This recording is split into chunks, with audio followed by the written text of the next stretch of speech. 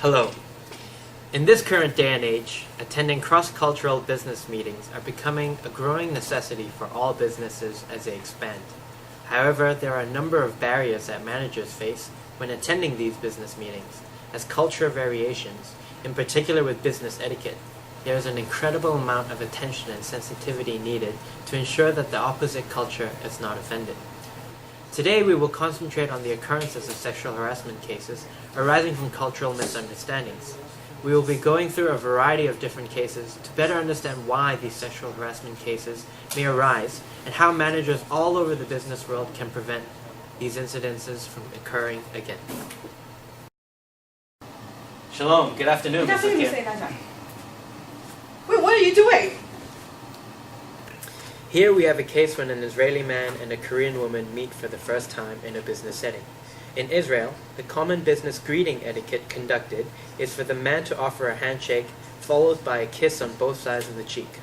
However, despite this being the common greeting etiquette in Israel, this is completely unheard of in any Korean business setting. Due to this very reason, Mrs. Kim had completely misunderstood the situation and filed a sexual harassment case on Mr. Elezra. Korean culture is always known to be mainly patriarchic. Though this has somewhat changed and developed over time, public display of affection, even amongst couples, is an extremely rare event to occur. Thus, for this incident to occur between two people who have just met for the first time could explain the complaint filed by Mrs. Kim. Sexual harassment is not necessarily physical, but can be purely verbal, like making sexual comments about a person's body or telling sexual jokes and stories. Cultural difference is one of the factors causing verbal sexual harassment. Different cultures have different sense of humor and varying tolerance of sexual comments, resulting in varying perception of verbal sexual harassment. Now, let's take a look at the following case.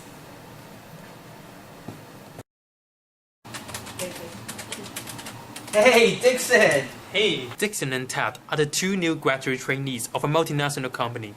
Dixon is a local Chinese, while Ted is an American Chinese. Today is their first day at work. Hey man, have you checked out your employee ID yet? Oh, my employee ID? Yes. It uses the first 3 letters of my last name combined with the first 4 letters of my first name. So you can see it here as P-O-O-D-I-C-K. Exactly, man. Don't you get it? It's Pudic. You know, you have poo and you have dick. Come on, you got a dick with poo on it, man. That's hilarious. Come on, I think it's just a coincidence and it's not funny at all. Please do not make fun of it, okay? Oh, come on. Have some humor, man. You know what? That's what I'm going to call you from now on, Pudic. And I'm going to tell everyone else to call you that. Alright, Pudic? No, you should not do that. If you make it, I will make a sexual harassment complaint to your manager. I'm serious. What?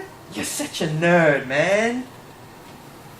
The case has demonstrated a typical verbal sexual harassment in the workplace. While Ted perceived it as a hilarious joke, Dixon considers it as unwelcome behavior. Cultural difference has played a key role in this case.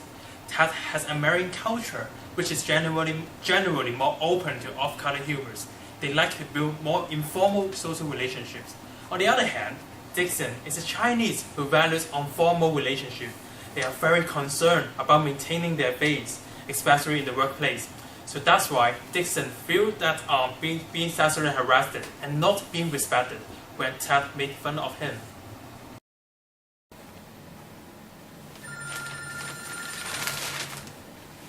Hello, Catherine Zhou speaking. Hi, Catherine. This is Lin. Oh, hi, Dr. Lin.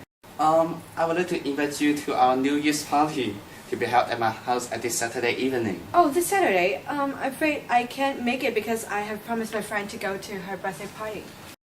You know, this is the end of our school year. It would be nice if you can join the other undergraduates for the gathering. Oh, but I have already promised my friend, so I really can't go. It's a pity. Yeah, I'm sorry about that, but... Okay, never mind. Enjoy your party then. Okay, thanks. That's okay. Bye-bye. Bye.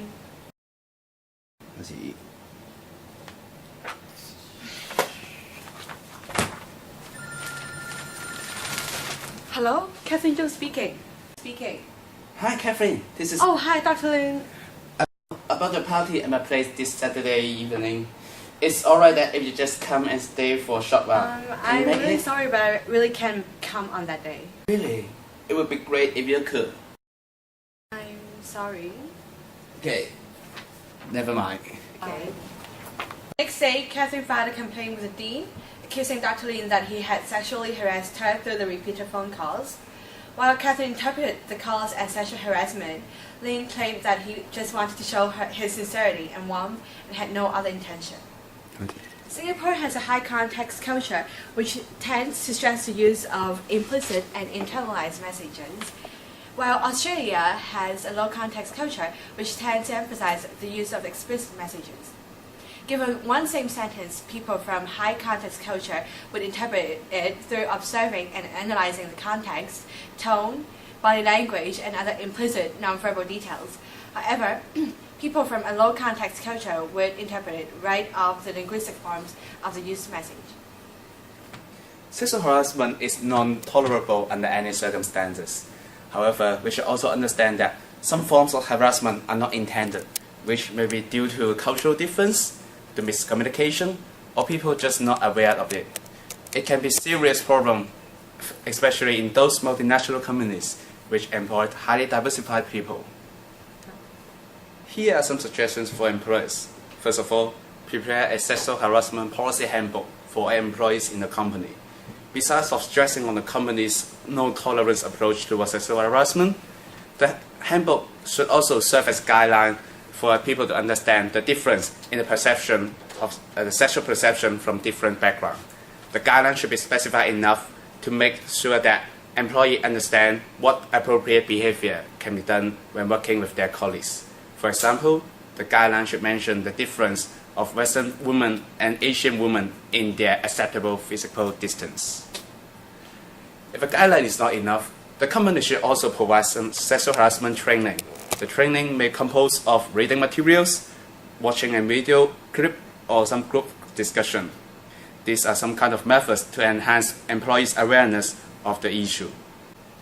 Last but not least, the company should conduct annual review with the employee to proactively uncover hidden sexual harassment cases before problems really comes up. For example, the opinions may be collected by doing some survey or meetings with supervisors and employees. It gives a chance for the victims to express their feelings and help the company to improve. It can also create a friendly atmosphere for working, which is benefit to the company in long run. I hope you can get some insight from our short presentation. Thank you for watching. See you next time. Bye bye.